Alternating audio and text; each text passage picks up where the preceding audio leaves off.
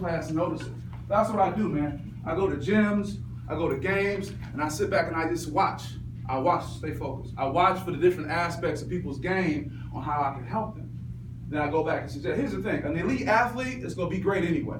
You don't go and tell Kobe, hey man, I can help you shoot a better jump shot. You go and say, hey man, I've noticed on your jump shot that every time on your third shot you do this. And that's what that's all about, okay?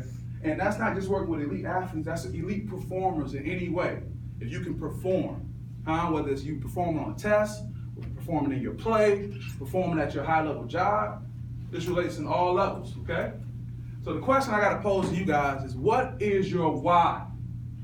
Why do you do what you do? And that's a question only you can answer. So many times people are like, well, my mom said I should be doing this. Or my girlfriend or my wife said I should be doing this. But what is your why? What motivates you? I asked myself, what was my why on my birthday 6 months ago? And that's what led me to this piece right here. That's a powerful thing. And also, people don't live up to their full potential because they're afraid of failure. My first dissertation is going to be on the impact social media has on winning. Players are scared to play defense in basketball for fear of getting crossed over and it being on social media. I've heard this time and time again. But back to you guys, let's say the non-athletes. A lot of you guys are scared of doing certain things for fear of it won't work. Or she's going to say no. Or they're not going to believe me.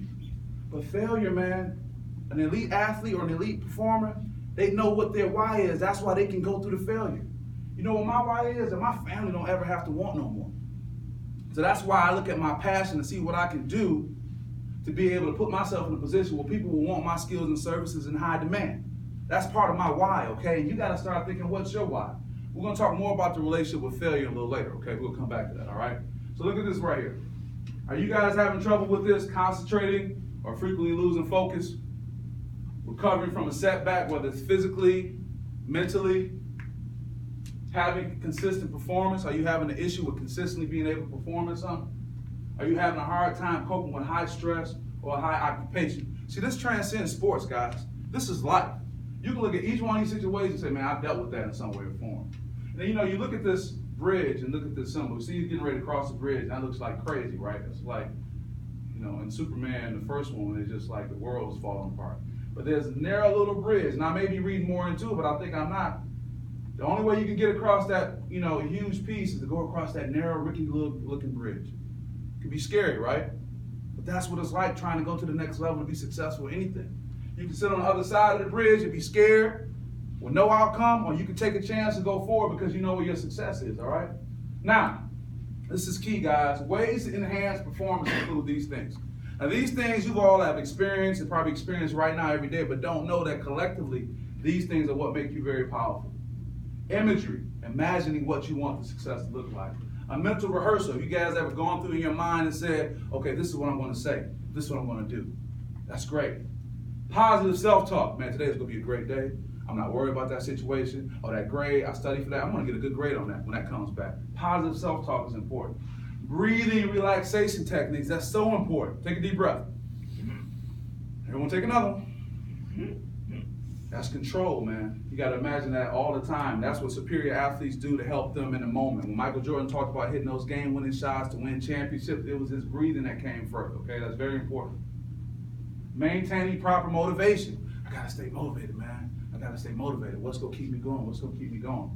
Thriving under pressure. Forming positive health habits. Concentration.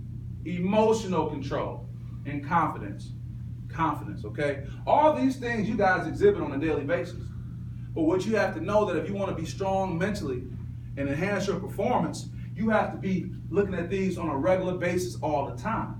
What does that quote say? You will never change your life until you change something you do daily. The secret of your success is found in your daily routine. You got to commit to this. You got to commit and say, man, this is the lifestyle I'm going to have and deal with these issues I have going forward on a regular basis. You can't just do it on Monday and think that Friday everything's going to be fine. You have to commit to it. All right, formula for greatness. Anyone know this kid, Ben Simmons? Oh, man, he's the truth. He's the truth. Magic Johnson said he's the greatest all-around college player he's seen since LeBron James. And not many people are arguing that. 6'10", 240 pounds. It's likely impossible to describe the exact mix of talents and character traits that make for a young champion.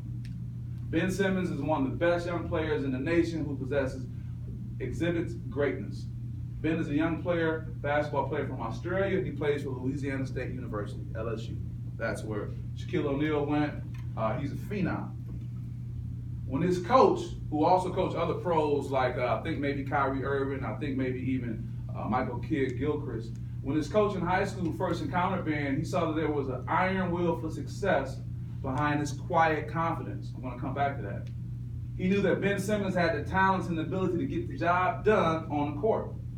I remember when I first saw him walking at a soccer tournament, the coach said he had outstanding size, but listen to this, guys. He said you can immediately recognize he had a belief in himself and a confidence to get the job done. Here we go with this confidence thing again, okay? Do you really believe that you can do it? It has to start with you, okay? Now, this is very important. Player impact estimate definition. It's called PI. This is what basketball uses to really rate a player. This is going to get deep, but I think it's going to be helpful for you guys. That is an all-encompassing stat that measures a player's overall statistical contribution. Examples of what percentage of the game events did the player achieve. An event represents stats such as points, assists, and rebounds, as well as personal fouls and turnovers in defense. Now get this, guys, the average PI for a player is 10%. Okay, remember that. The average PI for a player is 10%. Now Simmons, and this year, let's not even talk about college basketball players now. He's totally blown all the current college basketball players. But even going back to some of the Wooden Award winners, some of the best college basketball players in the last 5 years, Frank Kaminsky, his was a 20.7. You see Ben Simmons at a 22.1. Anthony Davis played for Kentucky, and now with the Pelicans, he's at 20.6. Doug McDermott, he was one of the players of the year, 18.2. Jimmy Fredette, he was awesome, 17.3. And Trey Burke from Michigan. So you see how Simmons is doing compared to guys who played college basketball, right? But look at this. These are guys who are in the pros. These are pros, and he's still having a larger average than them. Anthony Davis, Kevin Durant, Kevin Love when they were in college, John Wall, DeMarcus Cousins, probably the greatest big man in the game right now, Derrick Rose, Kyrie Irving, DeMar DeRozan, J. Rule Holiday. All these are all-stars, maybe some future Hall of Famers. This kid is still doing better. What's my point? What am I getting at, guys? It's about mental toughness and saying, hey, I believe in who I am and what I can do. Do you think it's possible this kid can be hitting all those high statistics if he's not mentally prepared? Does he have mental toughness? Does he have confidence? You think that guy has anxiety at times? Yes, but he has to manage that. Does he have concentration and focus? Everyone knows this guy right here, Steve Jobs. Half of you got phones that he made. Steve Jobs says, have the courage to follow your heart intuition. They somehow know what you truly want to become. I really believe that. Going back to 6 months ago and other parts of my life, that even brought me to you guys with the Circle of Success when I walked into, your middle school a few years ago and said, hey, I want to be able to help out. And here we are years later, right? You got to believe that. Now, do you think Steve Jobs in making the iPhone, do you think he had struggles with mental toughness? He had challenges. He had anxiety. He had to build confidence and believe what he was doing was right. Hell, Apple